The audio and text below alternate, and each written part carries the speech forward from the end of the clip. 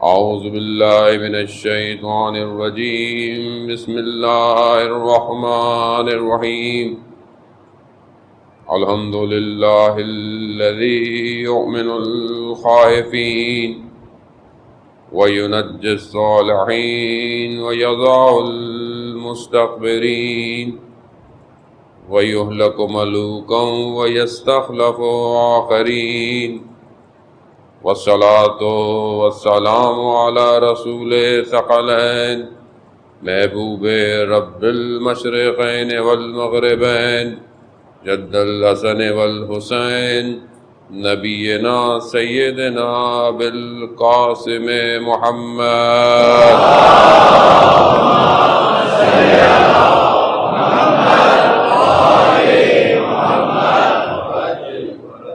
وآلہ الطیبین الطاہرین المعصومین لا سیما بقیت اللہ فی الارضین روحی وارواحنا للتراب مقدم الفدا ولعنت اللہ علی اعدائهم اجمعین بسم اللہ الرحمن الرحیم رب اشرح لی صدری ویسر لی امری واحلل عقدۃ من لسانی یفقهوا قولی اما بعد فقط قال رسول اللہ صلی اللہ علیہ وآلہ وسلم ان الحسین مصباح الہدی والسفینۃ النجات صلوات بھیجے محمد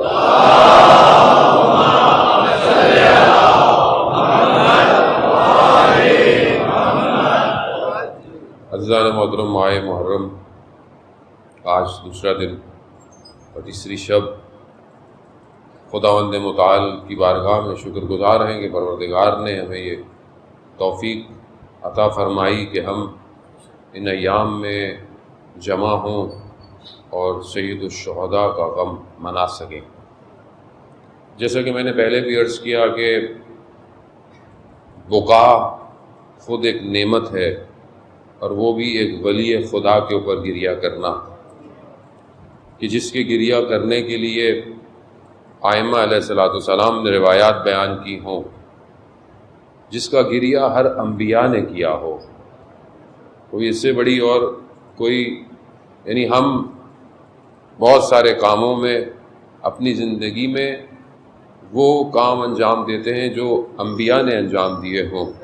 اس سے بہترین کام کوئی نہیں ہے کہ ہر نبی نے، اور خاص طور پہ ان انبیاؤں کو جن کو یہ مقامات دکھائے گئے، اولو العزم پیغمبروں کو، انہوں نے گریہ کیا ہے سید الشہداء پر۔ یہ گریہ اپنے اندر ایک بڑی اہمیت رکھتا ہے۔ ماہ محرم میں دو رزق عطا ہوتے ہیں، ایک بقا کا ہے اور ایک زیارت کا ہے۔ جب ہم بقا کریں گے، گریہ کریں گے، تو اس روایت کے ذیل میں کہ جو امام رضا علیہ السلام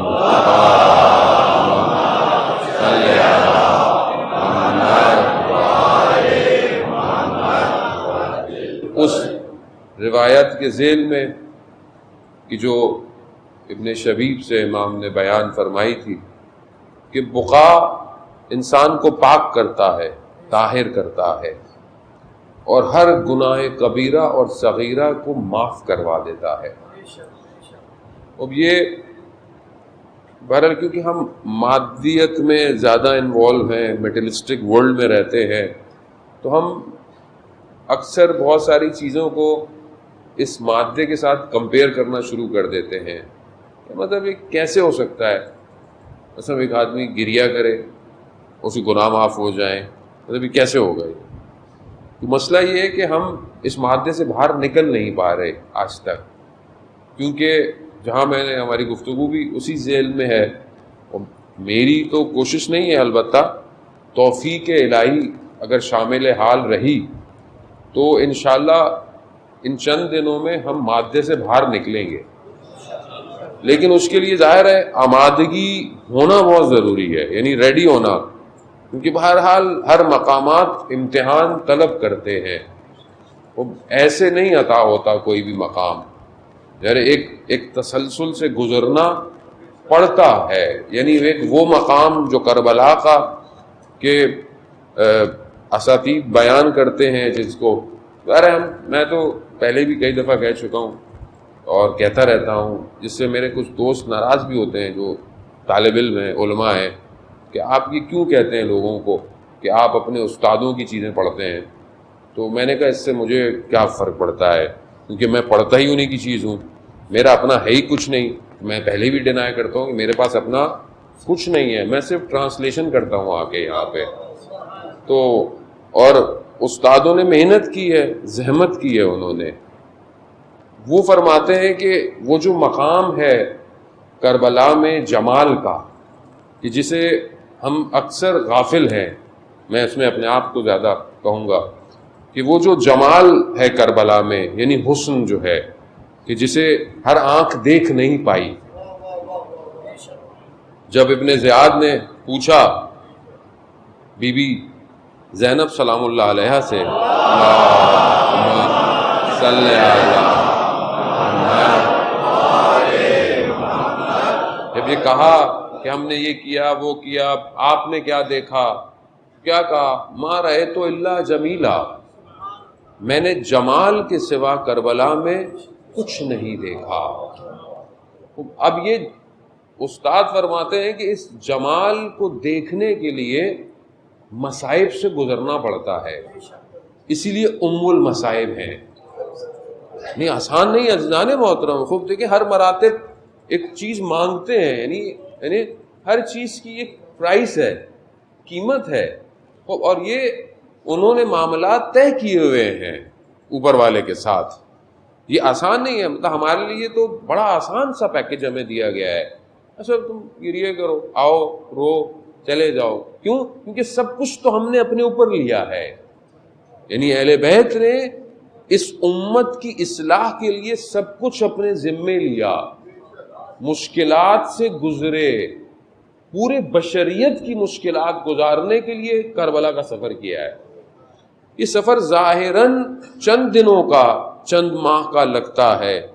ہم بھی آتے ہیں بہرحال ٹوٹے پھوٹے لفظوں میں سفر کر کے چلے جاتے ہیں، لیکن یہ بڑا طویل سفر ہے کہ جس سفر کی تیاری جو ہے وہ انبیاء کر رہے تھے. یعنی انبیاء نے بشریت کو کمال تک پہنچانے کا سفر شروع کیا، اور اس کو تکمیل کے لیے امام حسین علیہ السلام کربلا پہنچے ہیں.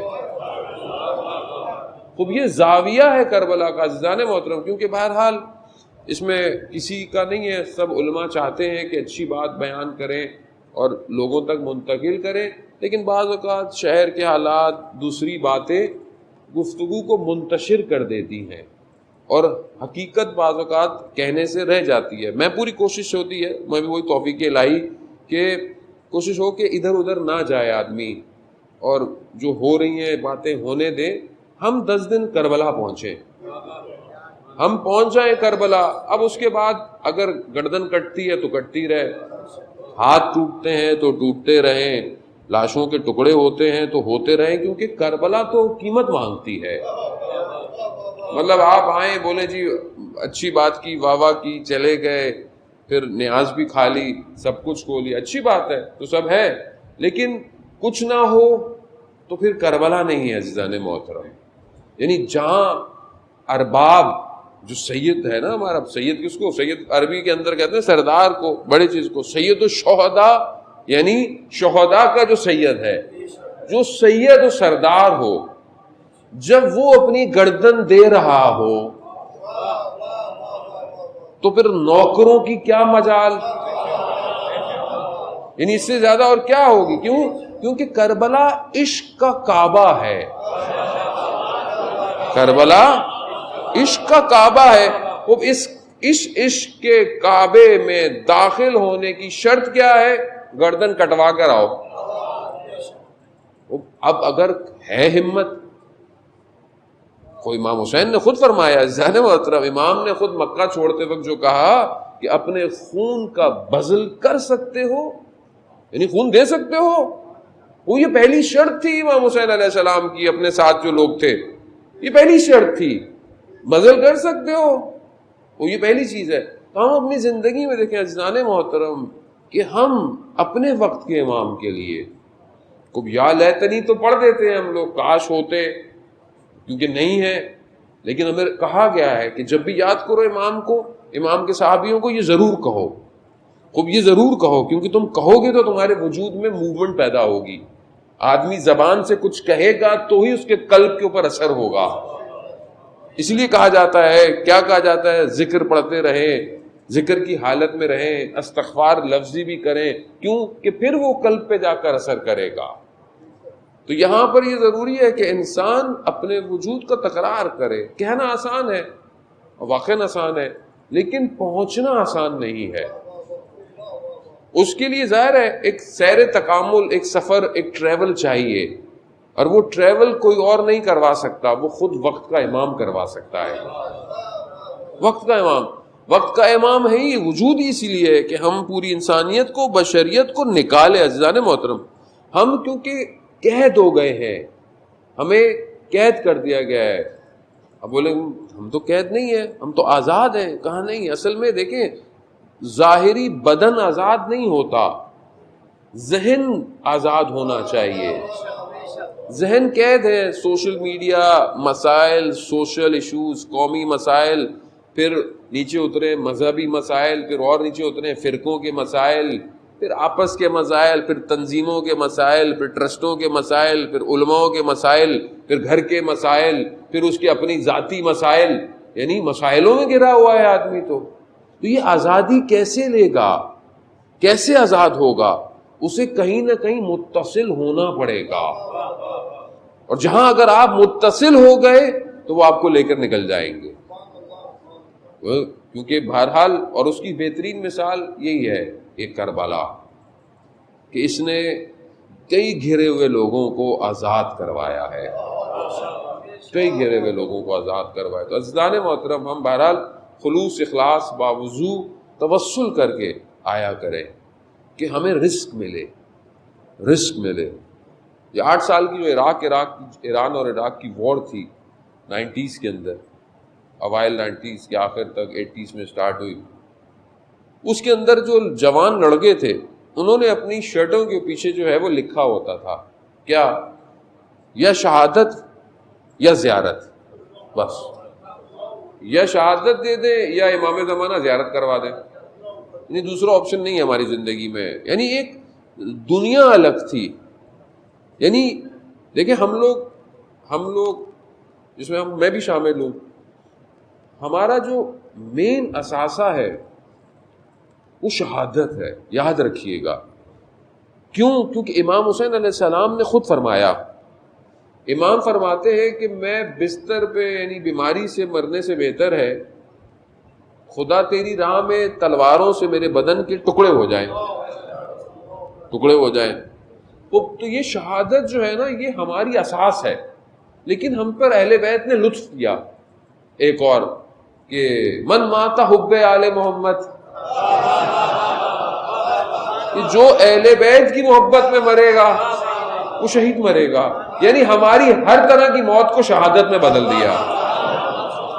تو یہ لطف ہے جانے بہت خوب. ہمیں کیونکہ ہم اس وادی میں وارد نہیں ہوئے جس وادی میں ہم نے وارد ہونا ہے، تو ہمیں پتہ نہیں ہے کہ شہادت ہے کیا اصل میں. جسے پتہ چل جائے شہادت کیا ہے تو وہ اپنی زندگی میں تڑپتا ہے. کیوں؟ کیونکہ وہ معاملات ہی کوئی اور ہیں. شہدائے کربلا رات کو، یعنی شب عاشورہ، جو ان کی کیفیت تھی وہ کیا تھی؟ کیفیت وہ یہی کیفیت تھی نا کہ مطلب میں کل جلدی چلا جاؤں. ہر ماں کہتی تھی بچے کو کہ تم دیر نہیں کرنا بیٹا. اصحاب کہتے تھے ہم پہلے چلے جائیں. یعنی کیا وجہ تھی؟ کون سی چیز تھی جو ہمیں نظر نہیں آ رہی ہے؟ یعنی کون سی ایسی چیز ہے کہ جو ہمارے وجود میں پیوست ہو عزیزان محترم، تاکہ ہم اپنے وجود کو قربان کریں. ساری زندگی ہمارے ماں باپ نے محنتیں کی، ہمیں نادیلی پڑھ کر بڑا کروایا، ہمارے گھروں میں بچپن سے ماتم، عزاداری، اس سب کو کروا کر جو ہے وہ کیوں ہے؟ تاکہ تم شہید پرور بنو، تم اپنے امام کے راستے پر چلو. اور موت اختتام تھوڑی ہے، یہ دنیا اختتام تھوڑی ہے. تو منتقل ہو رہے ہیں ہم. شخص بڑا مریض تھا، بہت مریض تھا، امام نقی علیہ الصلوۃ والسلام،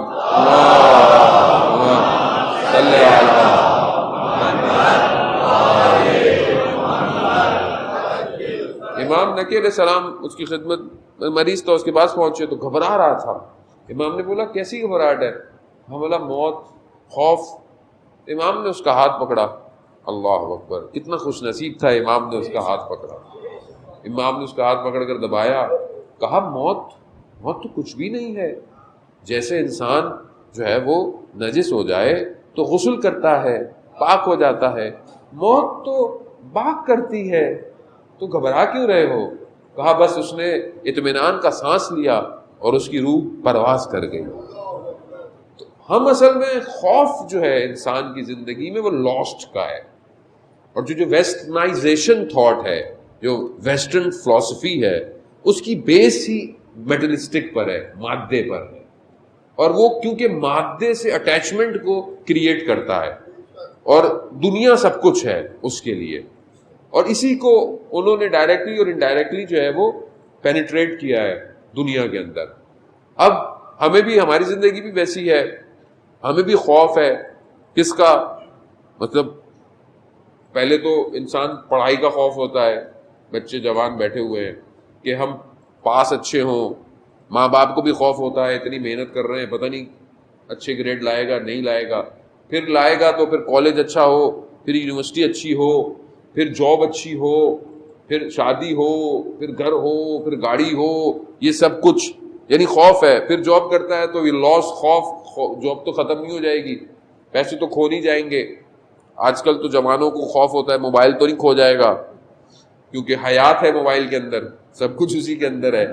تو یہ خوف ہے. اب کیونکہ ہماری اٹیچمنٹ ہے، اب جتنی ہماری اٹیچمنٹ بڑھتی جاتی ہے، چاہے چیز چھوٹی ہی سی کیوں نہیں ہو، وہ اٹیچ ہوتی ہے، کیونکہ مادہ ہے، زندگی ہے. اچھا اب آگے کی پلاننگ ہو، باہر پڑھنے جائیں، باہر جاب کریں، اس طرح کی چیزیں. اب اسی کے لیے انسان جو ہے نا اس مادے میں اتنا چلا جاتا ہے کہ اس کو یہ پتہ نہیں چلتا کہ وہ سیر کہاں کر رہا ہے. اور چلتے چلتے پھر ایک ایسے مقام پر آ کر کھڑا ہوتا ہے کہ جیسے بہت سارے لوگ ویسٹ چلے گئے، امیگرینٹ ہو گئے. اب آج کل ان کے یہاں یہ خوف ہے کہ اب بچے بڑے ہو رہے ہیں ان کے، تو اب کیا ہوگا. تو ظاہر ہے جب ہجرت کی تھی تو اس وقت تو سوچا نہیں تھا کہ بھئی لگژری لائف ہو، سب کچھ ہو.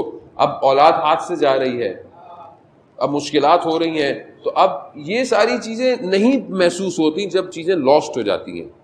کیونکہ ہجرت بری بات نہیں ہے، ہجرت اچھی بات ہے. ہجرت انسان کرے، نیک کام کے لیے کرے، چاہے رزق کے لیے کیوں نہ کرے، وسعت کے لیے. لیکن دین بہت مہم ہے، کیونکہ اگر کسی بھی معاملے کی وجہ سے دین لاسٹ ہو گیا تو یہ دنیا کسی کام نہیں آئے گی. یہ تو بالکل فنا ہے. مطلب آپ کیا کہیں گے وہاں روز قیامت میں کھڑے ہو کے؟ روز قیامت تو دور کی بات، یعنی مرتے وقت جو حالات ہوں گے، پھر عالم برزخ ہوگا، پھر دوبارہ اٹھایا جائے گا، پھر 50,000 سال کھڑے ہونا یعنی آسان ہے. 50,000 سال کھڑے ہونا، 5 منٹ نہیں کھڑا ہو سکتا آدمی. 50,000 کھڑے ہوں گے، سوالات ہوں گے، جوابات ہوں گے. دیکھیں قرآن 30% آخرت کی مارکیٹنگ کر رہا ہے. 30%، 30% جو ہے وہ قرآن آخرت کی باتیں، قیامت کی، جنت کی، اس عالم کی. لیکن ہم لوگ کیونکہ ظاہر ہے قرآن تو مسلمانوں کے لیے ہے، اور ظاہر ہے ابھی ہم مسلمان ہیں انشاءاللہ ماشاءاللہ، لیکن کیونکہ ہم نے قرآن کو گھر میں رکھا ہوا ہے خالی. ابھی لوگ بھی کسی کو بولو تو مولانا صاحب اپلیکیشن ڈاؤن لوڈ ہے موبائل میں، لیکن بھائی ڈاؤن لوڈ اپلیکیشن وہاں نہیں، یہاں ہونی چاہیے.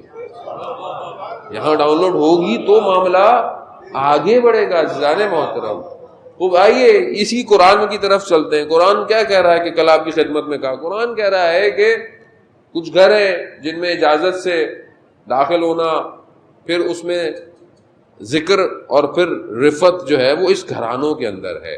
یعنی یہ ساری چیزیں جو ہیں وہ اس گھرانوں. اس گھر کی تعریف میں نے کل آپ کی خدمت میں بتائی. یہ کون سا گھر ہے، یہ کون سے گھر ہیں؟ یہ گھر صرف مٹی کے یا دیوار یا اینٹ والے گھر نہیں ہے. یہ گھر صرف فزیکل نہیں ہے، یہ ایک گھر ہے.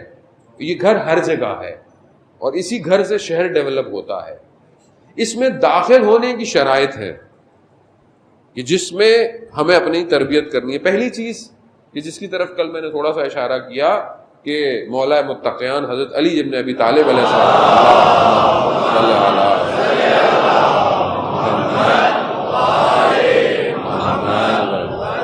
امام نہج البلاغہ میں بڑا مفصل خطبہ بیان کرتے ہیں کہ پہلی شرط جو ہے وہ کیا ہے، وہ اپنی اصلاح کرنی ہے، یعنی اپنے آپ کو صحیح کرنا ہے تاکہ تمہارا قلب جو ہے اس میں ایمان روشن ہو سکے۔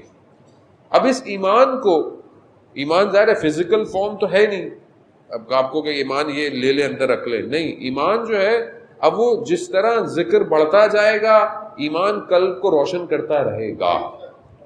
اب ذکر جو ہے وہ کیا ہے، اصل میں کیا ذکر کرنا ہے، کس طرح وارد ہونا ہے، کیونکہ ہر کوئی یہ ذکر کر نہیں سکتا، ہر کوئی اس گھر میں آ نہیں سکتا۔ جو ذکر ہے جس کی تعریف کہا بھی گیا کہ قرآن بھی کہتا ہے کہ ہم نے نازل کیا ہے، یعنی ہم نے اس کو نازل کیا ہے۔ وہ یہ ذکر کیا ہے، ایک قرآن کی آیت کے مطابق یہ ذکر جو ہے وہ قرآن ہے، یعنی خود قرآن جسے پروردگار نے ایک نیچے لیول پر لا کر بھیجا ہے، یہ خود ذکر ہے۔ اب اس ذکر کو جتنا تم کرو گے اتنا تمہارا قلب جو ہے وہ روشن ہوگا۔ اب ظاہر ہے ذکر صرف تلاوت، اچھا ہمارے یہاں ایک اور بڑا مسئلہ ہے، قرآن پڑھنا ہے۔ مولانا صاحب قرآن پڑھنا تو کمال تھوڑی ہوتا ہے، قرآن تو سمجھنا چاہیے، تو بھائی پہلے پڑھو تو صحیح، بعد میں سمجھ لینا، پہلے شروع کرو گے پڑھنا تو سمجھ میں آئے گا نا۔ ابھی پڑھا ہے نہیں، سمجھنے کی کوشش کر رہے ہیں، پہلے مانوس تو ہوں قرآن سے، قرآن کی تلاوت سے مانوس تو ہوں۔ آپ کو پتہ ہے بہرحال ایک سائنٹسٹ نے، بہت پرانی بات ہے، بہرحال جاپنیز سائنٹسٹ تھا، اس نے الفاظ پہ ریسرچ کی تھی کہ کون سے لفظ ایسے ہیں، کیا چیزیں ایسی ہیں جو پانی کے مالیکیولز کو بیسٹ فارم میں کریٹ کرتے ہیں۔ تو اس نے کیا کیا، جو اچھے لفظ ہیں یونیورسل، یعنی محبت، یعنی ماں، ایسے لفظوں کو پانی کے قریب رکھا لکھ کے، تو اس نے پھر دیکھا پانی کے مالیکیولز اچھے ہو رہے ہیں، یعنی پانی کے بھی ظاہر مالیکیولز ہیں۔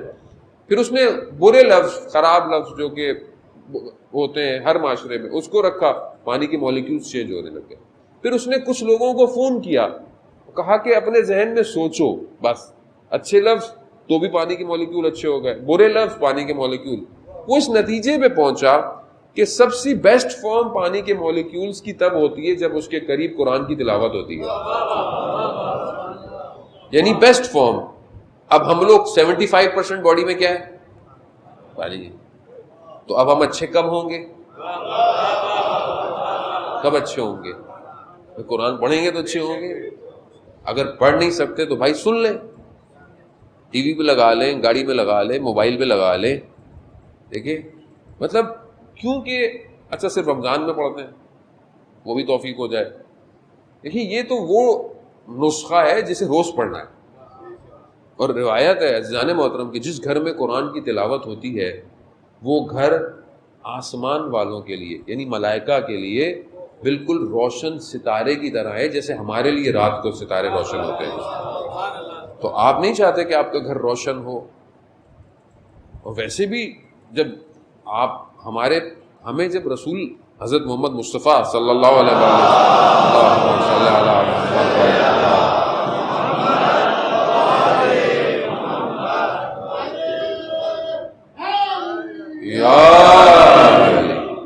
رسول خدا فرماتے ہیں کہ میں تمہارے درمیان دو چیزیں چھوڑ کے جا رہا ہوں، دو بھاری چیزیں، ثقلین یعنی ایک بھاری گران بہا، ایک قیمتی چیزیں دو چھوڑ کے جا رہا ہوں، ایک قرآن ہے اور ایک اطاعت اہل بیت ہے۔ اب جو ان پہ جوڑے گا دونوں کو وہی پہنچے گا، جس نے چھوڑ دیا وہ گمراہ ہو جائے گا۔ اب اس ذکر کو، ایک یہ ذکر ہے، پھر قرآن ایک اور جگہ کہتا ہے کہ ہم نے جو ہے وہ مومنین کے لیے عمل صالح انجام دیں، یہ دیں اور اس ذکر کو حاصل کریں۔ دوسری جگہ ذکر رسول کو کہا گیا ہے، یعنی خود رسول کی ذات ذکر ہے، رسول کی ذات تک پہنچنا ضروری ہے۔ کیوں؟ کیونکہ وہ خود قرآن وہیں آ رہا ہے، وہیں سے جا رہا ہے، تو وہ خود وجود ذکر ہے۔ اب جو آئے گا، اب یہی ذکر یعنی یہی رسول جو ہیں تمہیں ظلمات سے نکالیں گے نور کی طرف، یخرجو من الظلمات، تمہیں نکالیں گے اندھیرے جہالت سے، تاریکی سے، گمراہی سے، یہی رسول تمہیں نکالے گا۔ اور یہی کیا رسول خدا نے اس دور کے اندر اور آج تک، یعنی سب انہی سے ملا ہوا ہے۔ ہمارے پاس اور ہے کیا رسول کے علاوہ؟ سب کچھ رسول سے ہے۔ ہمارے بعض اہل سنت برادران سمجھتے ہیں کہ شاید ہمیں رسول کا ذکر نہیں کرتے. اصل میں ہم تو کرتے ہی وہی ہیں جو رسول کرتے تھے. ہم تو کرتے ہی وہی ہیں. ہماری مجال ہے کہ ہم تو وہ رحمت للعالمین ہے, وہ محبوب خدا ہے. ظاہر ہے اگر اب انہوں نے اگر علی علی کیا تو ہم کیا کریں؟ انہوں نے کیا ہے, ہم نے نہیں کیا. انہوں نے کیا, ہم بھی وہی کرتے ہیں. ہم تو سنت پہ عمل کرتے ہیں. سنی تو اصل میں ہم لوگ ہیں, ہم ہیں. تو عزیزان محترم ہم سب کچھ رسول سے ہے. عزیزان محترم ہم امام حسین رسول خدا کی وجہ سے ان کی افضلیت ہے.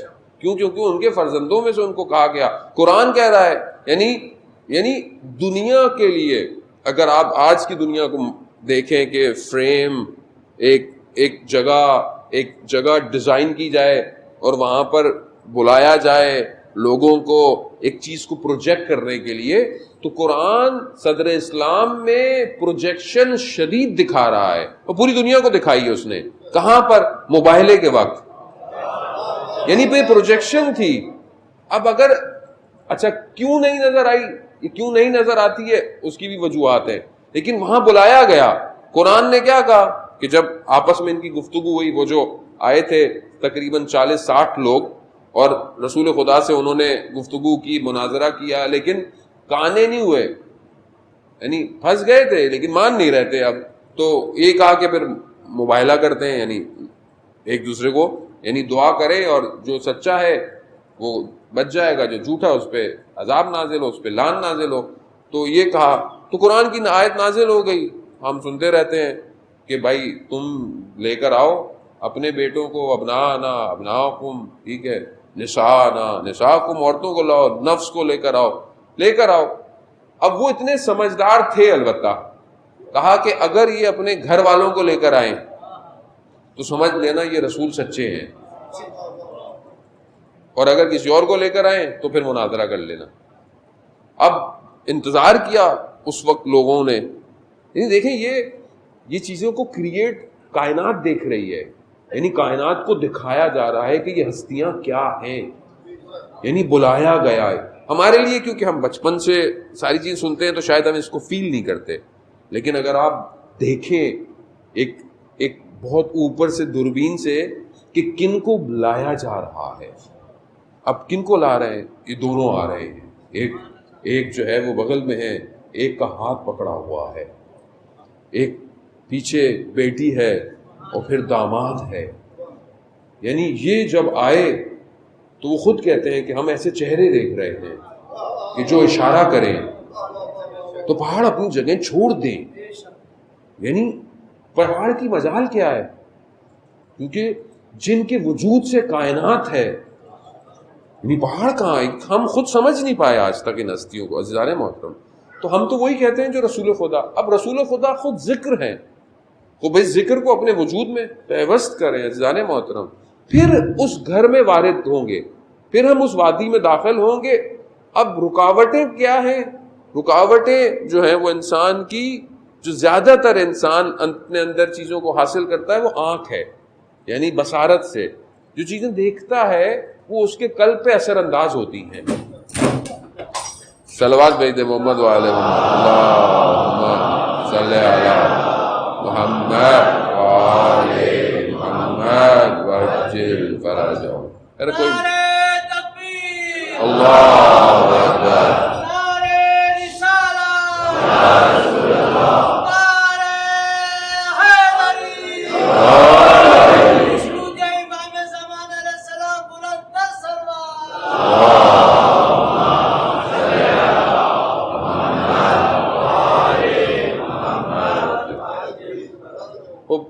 انسان اپنی آنکھ سے جو دیکھتا ہے وہ اس کے اندر اثر کرتی ہے. اور یہ جو اہل ذکر ہیں, یعنی جو اس ذکر کو کرتے ہیں اور پھر اس گھر میں داخل ہو جاتے ہیں, ان کی آنکھیں وہ دیکھتی ہیں جو لوگ نہیں دیکھ سکتے. مولا کائنات فرماتے ہیں کہ ان کی آنکھیں وہ دیکھتی ہیں جو لوگ دیکھ نہیں سن سکتے, ان کے کان وہ سنتے ہیں جو لوگ سن نہیں سکتے, ان کے قلب جو ہیں وہ تفکر کرتے ہیں جو لوگ تفکر نہیں کر سکتے, اور یہ قلب پھر تسلیم ہو جاتے ہیں, یعنی یہ پھر تسلیم ہو جاتے ہیں امر کے آگے. اب ہمارے لیے بھی بہرحال اب یہ ساری باتیں ہمیں شاید آپ بولیں کہ مولا کائنات نے کسی اور کے لیے کہی ہیں، کوئی اور ہوگا، نہیں عزیزان محترم، ہم ہی لوگوں میں سے بھی لوگوں نے بڑھنا ہے آگے کی طرف. ظاہر ہے ہم جس دور میں ہیں ہمارے وقت کے امام کو ایسے لوگوں کی ضرورت ہے. اور یہ جو بعض اوقات جوان ہم سے پوچھتے ہیں کہ مطلب یہ کیسے ہوتا ہے، یہ مطلب کیسے ہو گیا، مطلب یہ کہ یہ جو جوان ہیں، خاص طور پہ یہ جو آج کل کے جوان ہیں جو اپنے آپ کو سرباز گمنام کہتے ہیں اور جو نظام ولایت فقیہ کے انڈر میں کام کرتے ہیں پوری دنیا میں، یہ کیسے انہوں نے ایسی ٹیکنالوجی ڈیزائن کر لیتے ہیں کہ امریکہ پریشان ہے ان سے، یعنی امریکہ کا سسٹم جیم کر دیتے ہیں. اتنے ایسے میزائل آج انہوں نے میزائل لانچ کیا، اس کا نام ہے قاسم سلیمانی.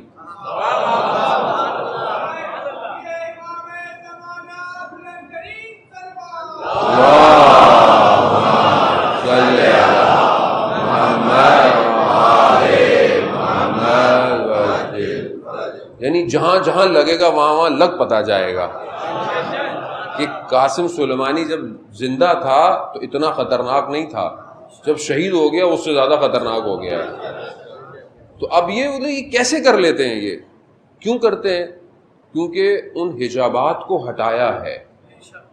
یعنی جب انسان پاکیزگی کی طرف بڑھتا ہے تو آنکھیں کچھ اور دیکھتی ہیں، کان کہیں اور سنتے ہیں، تفکر اور افکار میں نجوا ہوتا ہے. نجوا کہتے ہیں سرگوشی کو، یعنی آہستہ سے بات کرنے سے، کان میں کوئی بات کرتا ہے اس کو نجوا کہتے ہیں. یہ نجوا ہوتا ہے، تکلم کرتا ہے عقل اس کے باطن کے ساتھ، اور اس کو چیزوں اس کے اوپر افکار کو، جیسے آج کل کی زبان میں سادی زبان میں ڈاؤن لوڈ ہوتا ہے. سب کچھ ہے، کیونکہ ہم ڈاؤن لوڈ نہیں کر سکتے اس لیے ہمیں پتہ نہیں چلتا، ورنہ چیزیں تو موجود ہیں. عزیزان محترم، اب اس تک پہنچنے کے لیے اہل ذکر ہونا پڑے گا، یعنی اپنے آپ کو کرنا پڑے گا. ایسا نہیں ہو سکتا آپ بولے کہ میں بہت اچھا کام کرنا چاہتا ہوں اور میں اپنے ملک کے لیے بہت اچھا، اپنی قوم کے لیے، اپنے محلے کے لیے، اپنی فیملی کے لیے ایک اچھا کام کرنا چاہتا ہوں اسلام کے لیے، اور میری خلوت جو ہو وہ پاک نہ ہو. ایسا نہیں ہو سکتا. ایسا نہیں ہو سکتا کہ میری آنکھ جو ہے وہ اس میں حیا نہ ہو. یعنی یہ بہت ضروری ہے. انسان کی زبان میں سے لفظ نکلنے والے یعنی کاؤنٹ ہو رہے ہیں، ہر چیز کاؤنٹ ہے. خدا کی بارگاہ میں تو ملی سیکنڈ، مائنر سیکنڈ سب لکھا جا رہا ہے. حتیٰ جو ہم سوچتے ہیں، سوچوں کی بھی تو پاکیزگی چاہیے پروردگار کو. آپ سوچیں پاک ہوں گی تو ڈاؤن لوڈ ہوگا.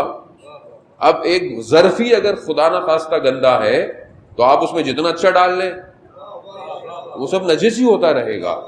تو ہم آئے اس لیے ہیں مجلس میں کہ ہم پاک ہوں. یہ طہارت کی جگہ ہے، یہ افکار کو صاف کرتی ہے، یہ ذہنوں کو صاف کرتی ہے. کیوں؟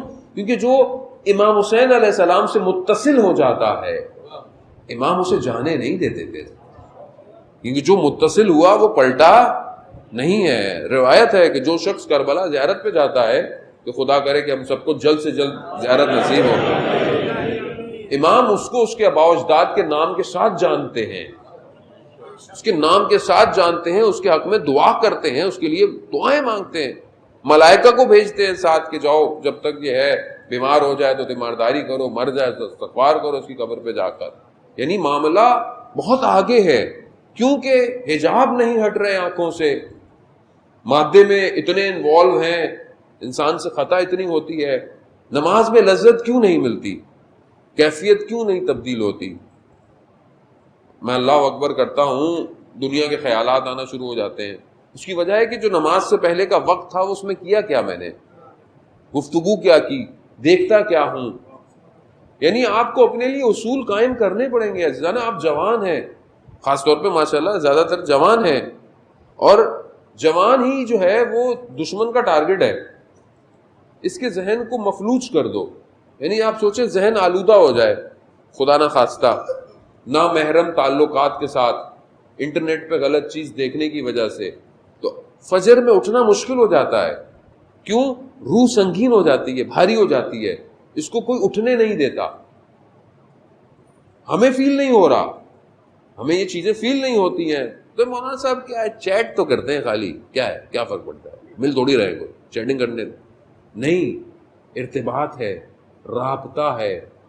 جب دو نامحرم ہو, تیسرا شیطان ہوتا ہے, تو یہ آہستہ آہستہ پینیٹریٹ کرتا ہے, وجود کو تباہ کرتا ہے, اور ایسا تباہ کرے گا اٹھنے نہیں دے گا. اس ٹوٹے پھوٹے بدن سے کیسے ہم وقت کے امام کی نصرت کریں گے؟ یعنی انسان کو ظاہری بھی اچھا چاہیے, فٹ ہو آدمی, ورزش کرتا ہو, ایکسرسائز کرتا ہو, سب کچھ اچھا ہو, لیکن اندر زیادہ اسٹرانگ ہو, ارادے مضبوط ہوں. اور دشمن کا کام یہی ہے, ان ارادوں کو ضعیف کرو. غزانے محترم, ہم نے بڑھنا اس وادی کے اندر ہے. اگر ہم اس وادی میں داخل ہوں تو ہی ہمارے لیے, اور اس یعنی جو گھر ہے, جو نور کا بیت نور جسے قرآن کہہ رہا ہے, یہ بیت نور عاشورہ ہے. یہ سب سے بہترین جو بیت نور ہے ہمارے لیے, یہ عاشورہ یعنی کربلا ہے. اس کی حدود نہیں ہے, حدود سے فزیکلی کربلا وہیں پر ہے, اپنی جگہ پر ہے, لیکن یہ پوری دنیا میں ہے. اب جو اس میں آئے گا, اسی لیے رسول خدا فرماتے ہیں مصباح الہدا ہے. مصباح الہدا یعنی کہ ہدایت کا چراغ ہے, یعنی تمہیں چراغ لے کر آئے گا اس نور کے اندر. اب اس چراغ کی طرف آؤ. قرآن جہاں سورہ نور کے اندر مثال دیتا ہے, اللہ نور السماوات والارض, اللہ جو ہے وہ نور ہے, پھر آگے بڑھتا ہے کہ کیا ہے, کہ اس کی مثل جو ہے وہ مشکات کی طرح ہے. مشکات ہے, اور اس مشکات میں ایک مصباح ہے, یعنی اس مشکات کے اندر ایک چراغ ہے. روایت کہتی ہے کہ مشکات رسول خدا کا ظرف ہے, اور مصباح امام حسین علیہ السلام ہے. کربلا کربلا کربلا کربلا کربلا کربلا.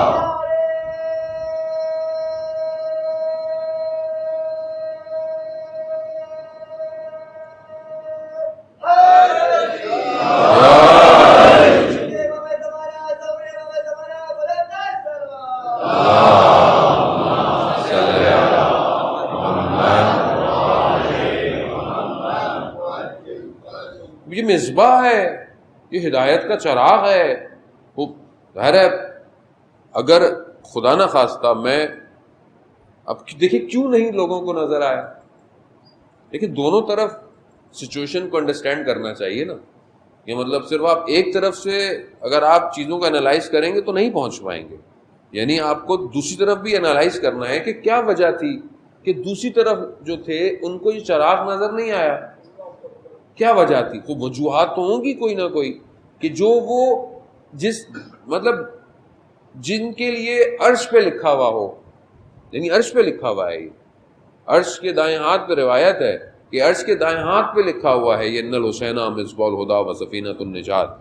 اور یہ جو نجات ہے یہ صرف ہمارے لیے نہیں ہے, یہ سب کے لیے نجات ہے, یعنی پورے عالم کے لیے نجات جو ہے وہ امام ہے. کیوں؟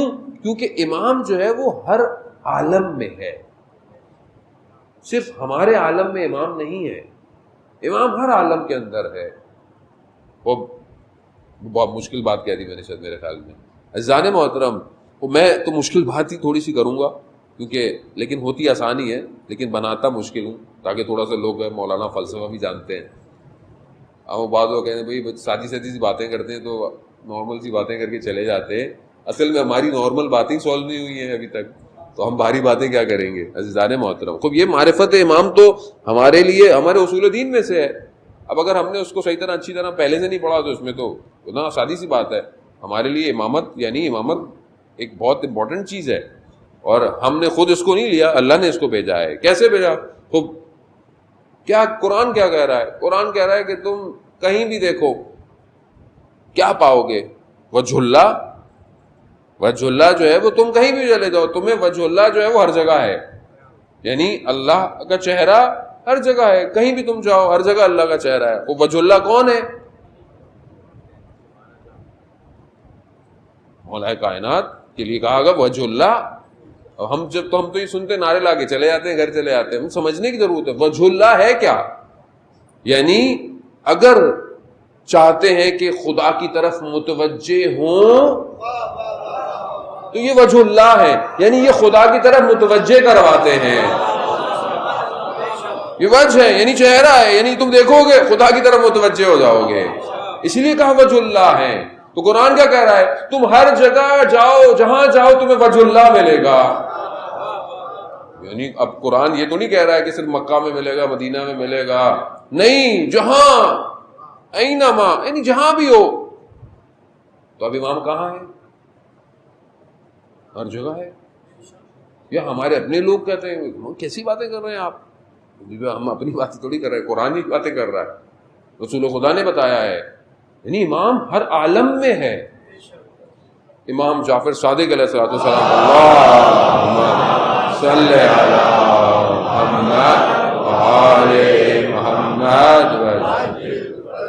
امام فرماتے ہیں کہ امام جو ہوتا ہے، وقت کا امام، وہ جب اپنی نگاہ کو اٹھاتا ہے تو اس کی نگاہ عالم امکان کے جو سینٹر پوائنٹ ہے، یعنی جو عالم امکان ہے اس کا جو نقطہ، سینٹر کا نقطہ ہے، وہ سدرۃ المنتہا ہے. یعنی جب وہ نگاہ اٹھاتا ہے تو اس کی نگاہ سدرۃ المنتہا تک جاتی ہے. یعنی امام ہے، کیونکہ بہرحال ہمارا موضوع ہی ہے امام کی معرفت کرنا، تو ہمیں بہرحال اس کو حاصل کرنا ہے کہ آخر دیکھیں گے کیوں ایسا تھا کہ جن کو پتہ چل گیا زندگیوں میں. عطا ایک چھٹے امام کی دور کی بات ہے کہ امام کا جو صحابی ہے ابا بصیر، کوفہ میں رہتا ہے، اس کے برابر میں ایک شخص تھا، وہ بہت حکومت میں کوئی اس کا تھا، لیکن غلط کام سارے کرنا، لوگوں سے رشوت لینا، پیسے جمع کرنا، اور رات کو غلط محفل ہونا. یہ کیونکہ ہمسائے تھے، پڑوسی تھے، تو بہرحال یہ اپنا فرض سمجھتے تھے کہ میں اس کو جو ہے وہ امر بالمعروف کروں، کہوں کہ اچھی بات نہیں، کیونکہ ہمسایہ ہونے کی وجہ سے وہ احترام کرتا تھا، یعنی کہتا تھا، لیکن کہتا تھا کہ بھائی ہمارا دنیا کچھ اور ہے، آپ اچھے آدمی ہیں، آپ چھوڑیں. تو وہ کہتے تھے کہ بھائی یہ مناسب نہیں ہے. اس شخص نے ان سے کہا، ابو بصیر سے کہا کہ دیکھو ایک کام ہو سکتا ہے، وہ جس کو تم مولا کہتے ہو نا، اگر وہ میری ضمانت دے دے، سن رہے ہیں، وہ مانتا نہیں ہے، وہ اس طرح نہیں مانتا، مگر کہہ رہا ہے کہ جس کو تم مولا کہتے ہو، اگر وہ مجھے بحث کی ضمانت دے دے تو میں سب چھوڑ دوں. اللہ اکبر، اللہ اکبر. یعنی اب یہ جب گئے اگلے سفر میں مدینہ، تو جیسے ہی داخل ہوئے تو آئے تو امام نے خود ہی کہہ دیا اپنے ہمسائے سے کہہ دینا،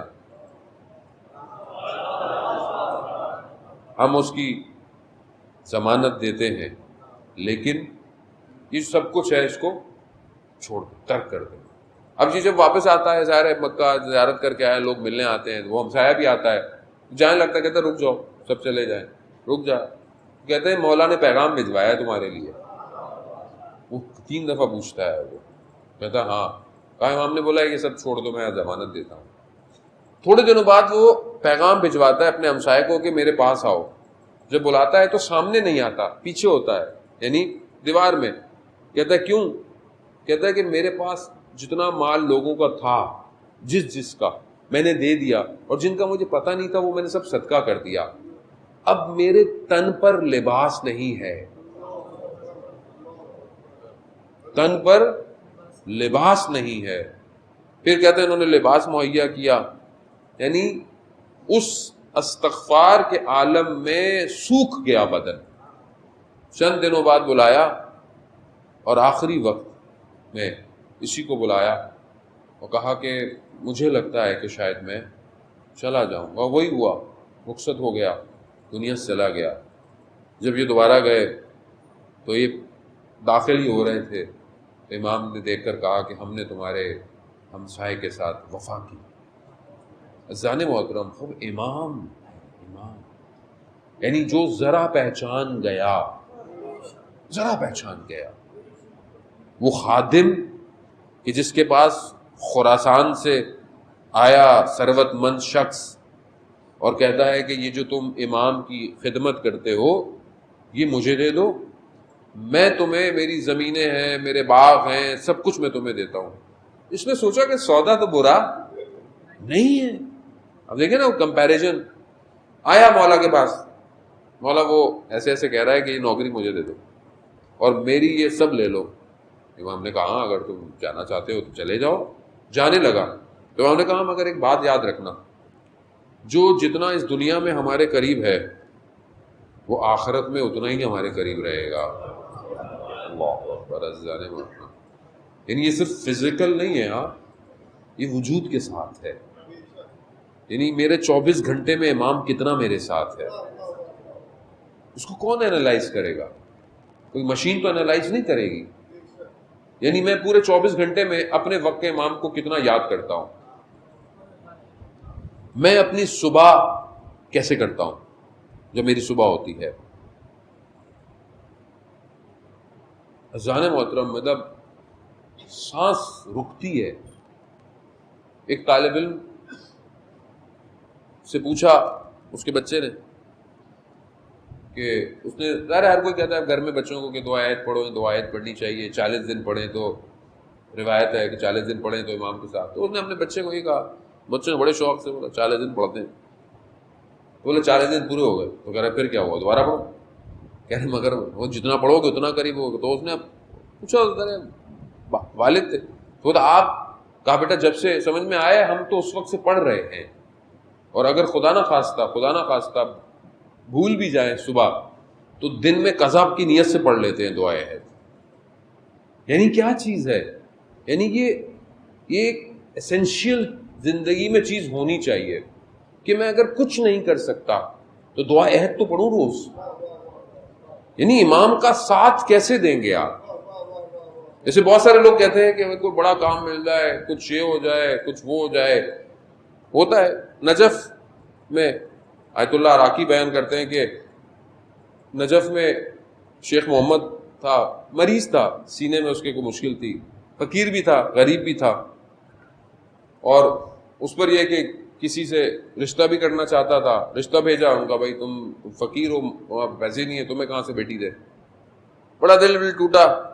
تو اس نے علماء سے سنا ہوا تھا کہ 40 دن مسجد سہلہ میں جائیں چلا کاٹیں۔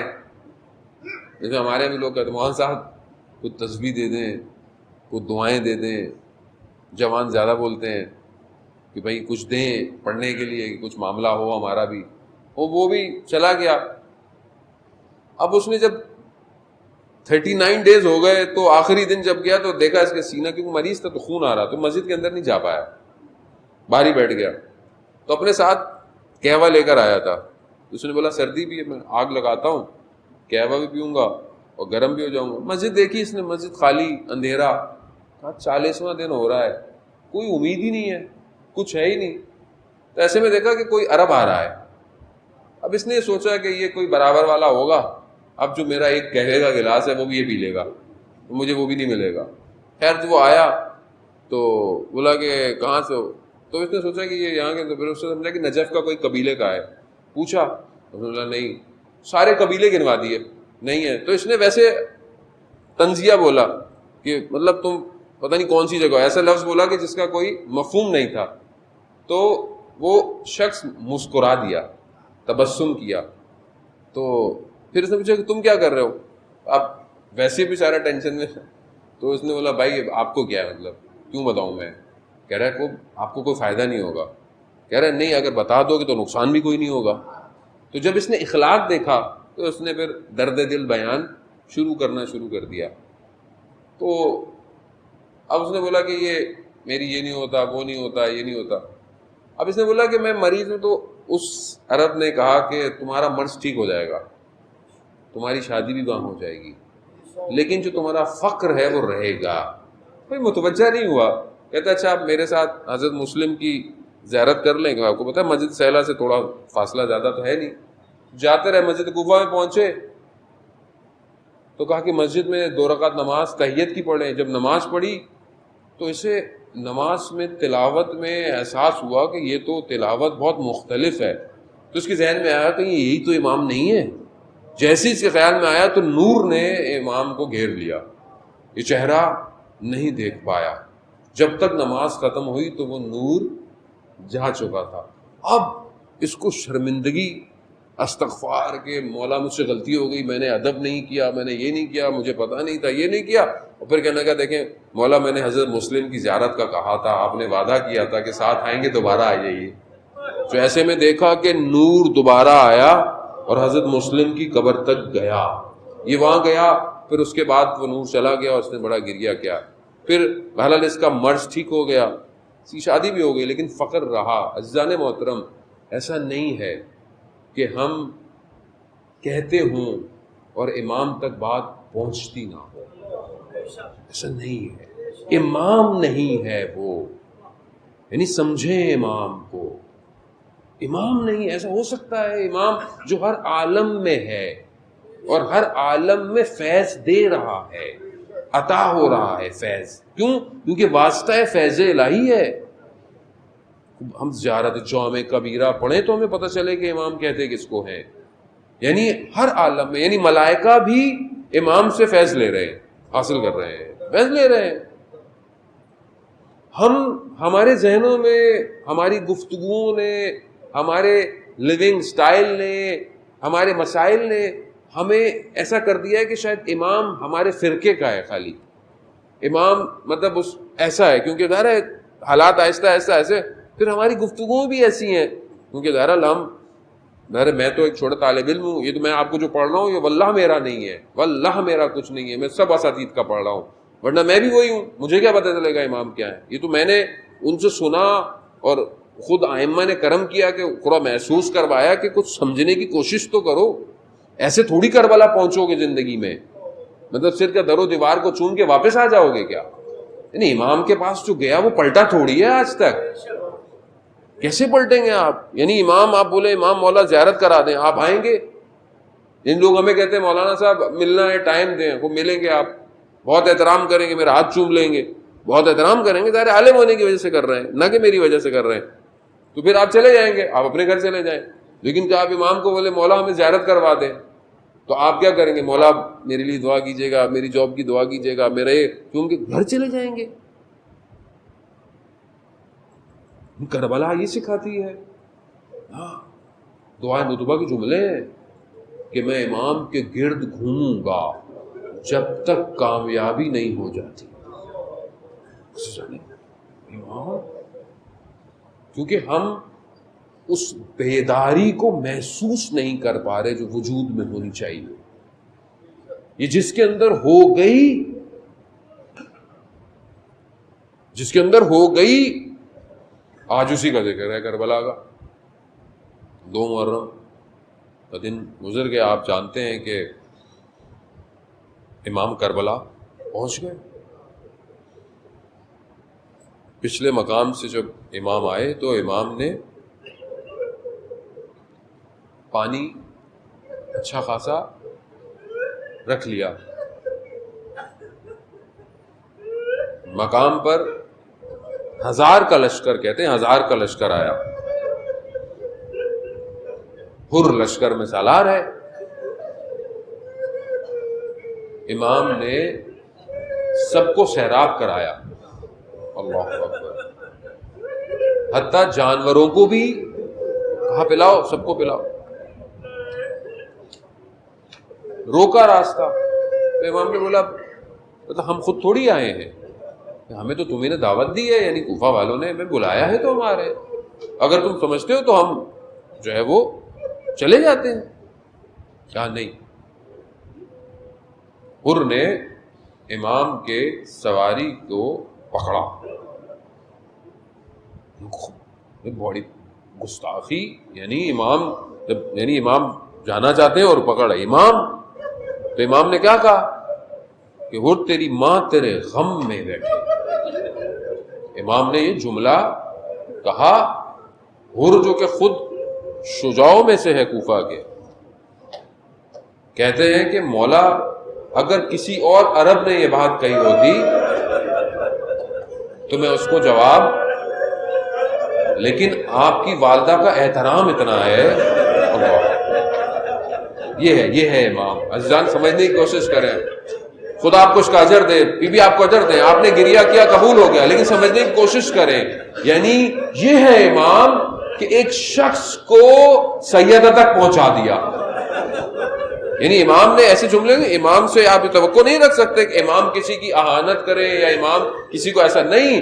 امام کا ایک ایک جملہ ہدایت ہے. یعنی اس ظلمت میں ڈوبے ہوئے شخص کو امام اس مقام پر لے آئے کہ اب وہ نجات پائے گا. یہ کمال ہے. یعنی ہمیں بھی اصل میں وہیں پہنچنا ہے کہ ہم وہاں پہنچے کہ ہمارا امام ہمیں نجات کی طرف لے کر آئے. یعنی وہاں پر امام جب اس نے کہا کہ میں آپ کی والدہ کے احترام میں یہ نہیں کہہ سکتا, بس یہ کہنا تھا کہ بس امان میں آ گیا.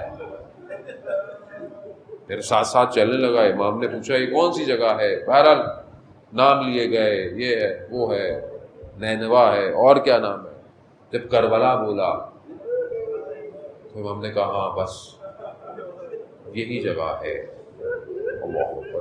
نہیں آپ صرف ابھی تو کربلا ہماری آنکھوں کے سامنے ہے نا, اس وقت کیسا ہوگا, یعنی کچھ نہیں ہے نا, دشت ہے. لیکن اب جب رک رہے ہیں, اتر رہے ہیں, تو اب امام یہی جگہ ہے, یہی خیمے لگاؤ, یہی جگہ ہے کہ جہاں پر ہمارا خون بہایا جائے گا. تصور کریں نا کہ یعنی اللہ اکبر, یعنی کتنا سفر کیا بشریت نے بقا کے لیے, کمال کے لیے, کہ ایک مقام پر پہنچا کہ جہاں بندگی اپنے اوج پہ جائے گی. یہ وہ مقام ہے. یہاں اتر رہے ہیں, اتر گئے, خیمے لگ گئے, سب ہو گیا. شب عاشورہ جب پہنچی تو عمر اپنے ساتھ کے پاس آیا کہ بھئی کیا ہے, کیا ہے. کہا جنگ کا ارادہ ہے. کہا کیا. کہا بس گردنیں کٹیں گی, ہاتھ کٹیں گی, کچھ بھی ہو جائے. اب جب اس نے یہ سنا تو اس کا ارادہ یہ نہیں تھا. اس نے بولا بھائی مسئلہ تو کوئی بات ہو جائے, کچھ ہو جائے. لیکن جب اس نے سنا تو ایک بے چین حالت میں پلٹا, رات کو چلنے لگا. ہمارے استاد بیان کرتے ہیں کہ چلتا رہا. پوچھنے والے نے پوچھا, بھائی بھی تھا, پوچھنے والے نے پوچھا کہ کیا ہے, تم پریشان لگ رہے ہو. کہاں صبح جنگ ہے, یہ قرار نہیں تھا کہ جنگ ہو. کہا جب کوفہ میں کسی شجاع شخص کے بارے میں پوچھا جاتا تھا تو ہم تو تمہارا نام لیتے تھے, یہ تمہیں کیا ہو گیا ہے. کہا میں اپنے آپ کو جنت اور جہنم کے درمیان دیکھ رہا ہوں. عزیزان محترم, یعنی ایک یکزا, ایک بیداری. چل پڑا اپنے ساتھ, اپنے کہتے ہیں بعد میں ایک بھائی بھی آیا, بیٹا بھی آیا امام کی طرف. جب امام کی طرف پہنچے, اب جی سب سے پہلے صبح کی طرف جب یہ پہنچے, بعض کہتے ہیں کہ رات ہی کو نکل گئے, تو کہ کون آ رہا ہے. کہا حر آ رہا. کہا آنے دو, ہمارا مہمان ہے. آیا. علماء مختلف پڑھتے ہیں کہ بہرحال آنکھوں پہ پٹی باندھ کر آیا, بعض کہتے ہیں ہاتھ پر آیا. بہرحال لیکن مقاتل ہے, مختلف ہے, لیکن بہرحال آیا, عرض ادب کے ساتھ آیا, شرمندگی کے ساتھ آیا, شرمسار ہو کر آیا. اور سب سے پہلے کہا کہ مجھے اجازت دے کہ میں آپ کے لیے اپنی جان کو فدا کروں. اب کہتے ہیں امام نے اجازت دے دی فوراً. یعنی امام ہے, حالانکہ امام بہت سی جگہوں پر گئے کہ اجازت دیر سے دے رہے ہیں, لیکن نہیں, امام نے. بعض خطیب بیان کرتے ہیں کیونکہ امام بھی مہمان نواز ہوتے ہیں, ظاہر امام مہمان نواز ہے. مہمان آیا ہے تو پہلے تو پانی پوچھا جائے گا نا, شاید پہنچ جائیں آپ, لیکن اب پانی ہے ہی نہیں. تو کہا مولا مجھے اجازت دے. مولا نے اجازت دے. اب کوثر سے سیراب کریں گے. جانے لگا تو کہا مجھے اجازت دے, میں اہل حرم سے یعنی مستورات سے معافی طلب کر لوں. کہتے ہیں گیا باہر خیموں کے باہر بیٹھا، ریت کو اٹھایا، سر پہ ڈالا، کہا مجھے معاف کر دیجیے گا، مجھے نہیں پتا تھا کہ یہ ہوگا، مجھے نہیں پتا تھا کہ یہ سب ہوگا، مجھے معاف کر دے، اور روز قیامت حضرت سیدہ سے میری شکایت مت کیجیے، اللہ، بی بی سے میری شکایت مت کیجیے۔ یہ کہا اور گیا، اور کا بیٹا گیا، پہلے بیٹا گیا، شہید ہوا، اس سے پہلے کہ اور پہنچتا امام حسین پہنچ گئے، امام حسین پہنچ گئے، اور کیا کیا کہا امام نے، اللہ اکبر، بس مسائل ہو گئے ہیں، عزاداران محترم آپ نے گریہ کیا، امام کیا فرماتے ہیں حر کو، کہا کہ جوان بیٹے کے جاشے پر باپ نہیں آتا، میں کہوں گا حر اگر کچھ دیر رکتے تو دیکھتے علی اکبر کے بدن پر،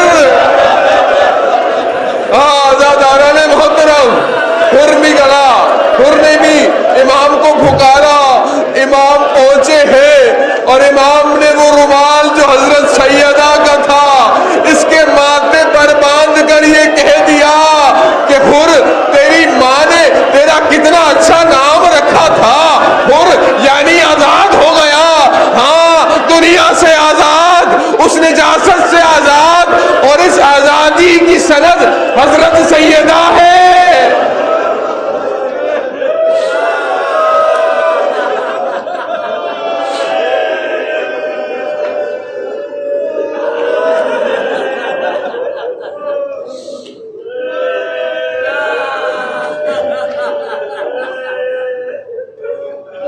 ألا لعنة الله على القوم الظالمين وسيجعلهم الذين ظلموا أيام منقلب ينقلبون